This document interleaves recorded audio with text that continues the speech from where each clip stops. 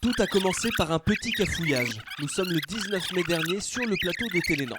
Allez-y en famille, entre amis au festival Mégascène, on passe toujours un très bon moment avec des cuivres, avec une mise en scène excellente. Saint-Colomban, c'est par où?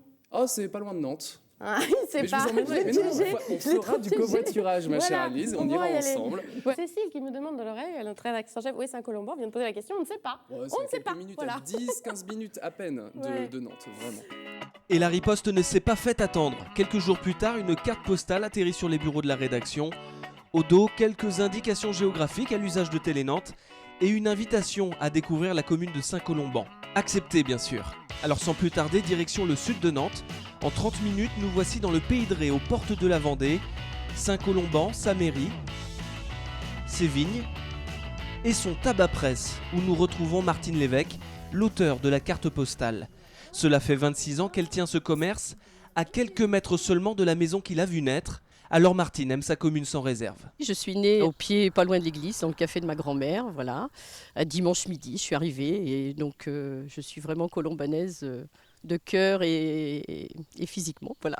Je me suis dit c'est pas possible qu'ils ne peuvent pas situer Saint-Colomban, donc j'ai adressé à Télé-Nantes une petite carte du village et avec le plan pour situer par rapport à Nantes où se trouvait la commune. Dans le but de la faire connaître un petit peu plus. Et première chose à savoir, Saint-Colomban rime avec sérénité. Nous sommes une commune relativement tranquille, calme, entre deux grands axes de routiers, donc nous ne sommes pas très loin de Nantes, de la côte, etc.